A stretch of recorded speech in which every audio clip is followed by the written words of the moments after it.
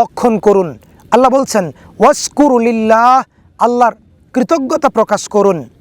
এই মর্মে আবু হুরায়রা রাদিয়াল্লাহু তাআলা আনহু থেকে একটি হাদিস বর্ণিত, হাদিসটি সহিহ বুখারীতে বর্ণিত হয়েছে। রাসূলুল্লাহ সাল্লাল্লাহু আলাইহি ওয়াসাল্লাম বলছেন, ইন্নাল্লাহ তাইয়্যিব লা ইউকবালু ইল্লা তাইয়্যিব, আল্লাহ তাআলা পবিত্র, তাই তিনি পবিত্র কোনো মাল ব্যতীত কবুল করেন না, অপবিত্র কোনো মাল তিনি কবুল করেন না, যেটা পবিত্র কেবল সেটাই তিনি কবুল করেন। সুবহানাল্লাহ। অতঃপর ইন্নাল্লাহ আমারা, আল্লাহ তাআলা আদেশ করেছেন মুমিনদেরকে, আল্লাহ তাআলা আদেশ করেছেন রাসূলদেরকে। অতঃপর রাসূল আকরাম সাল্লাল্লাহু আলাইহি সাল্লাম একজন মুসাফিরের দৃষ্টান্ত দিচ্ছেন। সুম্মা যাকারা ইউতিলু সাফার, তিনি একজন মুসাফিরের দৃষ্টান্ত দিয়ে বুঝাচ্ছেন এভাবে যে তার উপার্জন হারাম, তার রুজি হারাম, তার পোশাক হারাম, তার পানীয় হারাম, তার দোয়া কিভাবে কবুল হয়, ফান্না ইউস্তাজাবু লিযালিক, তার দোয়া তার ইবাদত কিভাবে কবুল হয়, অথচ তার সব কিছুই হারাম।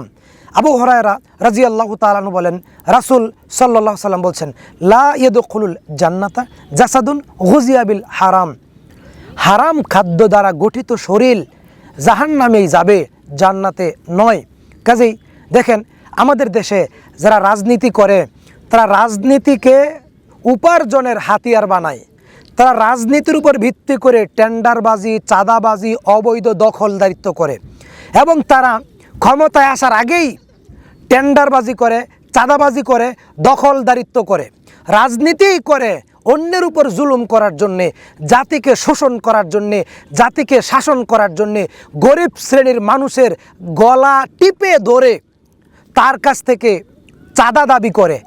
ক্ষমতায় যারা আসে, ক্ষমতায় যারা যায়, ক্ষমতায় তাদের উদ্দেশ্যই হচ্ছে জাতির খেদমত করা না, জাতিকে শোষণ করা।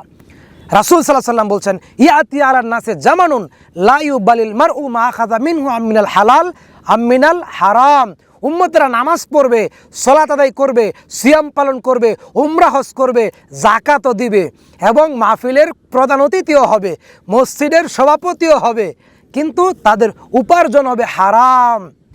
তারা রাজনীতির ক্ষমতার উপর ভিত্তি করে এই সমস্ত পবিত্র স্থানগুলো দখল করে জাতির উপরে জুলম, নির্যাতন, নিষ্পীষণ চালাবে, অত্যাচারের স্টিম রুলার জাতির উপরে তারা চালায়।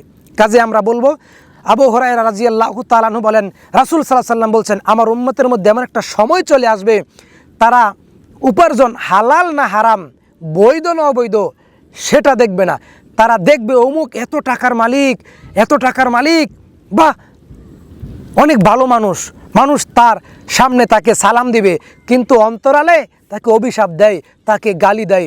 কাজেই আমরা বলবো, টাকা হলেই সম্মানিত হয় না, টাকা হওয়ার পরে হজ করলেই হাজি হওয়া যায় না। আমরা বলবো ইবাদত কবুলের 3টা শর্তের একটা শর্ত হলো বৈধ রুজি। ইবাদত কবুলের 3টা শর্তের একটা শর্ত হলো বৈধ রুজি। তাই আসুন আমরা বৈধ রুজি উপার্জন করি, ইবাদত করি, আল্লাহ যেন আমাদের ইবাদতগুলো কবুল করেন। আল্লাহুম্মা কফিনি বিহালালিক আন হারামিক ওয়াগনিনি বিফাদলিক আম্মান সিওয়াক। যদি কারো পাহাড় পরিমাণ ঋণ থাকে, তার ঋণ আল্লাহ রাব্বুল আমিন মুক্ত করে ব্যবস্থা করে দিবেন। যদি কেউ দারিদ্র থাকে, খাসভাবে যদি কেউ ইবাদত করে, আল্লাহকে ডাকে, হারাম থেকে মুক্ত থাকে, অবশ্যই আল্লাহ তাআলা তার ইবাদতগুলো কবুল করে বিপদ থেকে তাকে উদ্ধার করে মুক্তির ব্যবস্থা করবেন। আল্লাহ তাআলা আমাদেরকে নবীর তরিকায় ইবাদত করার তৌফিক দান করুক, আল্লাহর সন্তুষ্টির জন্য ইবাদত করার তৌফিক দান করুন, হালাল রুজি উপার্জন করে ইবাদত করার তৌফিক দান করুন।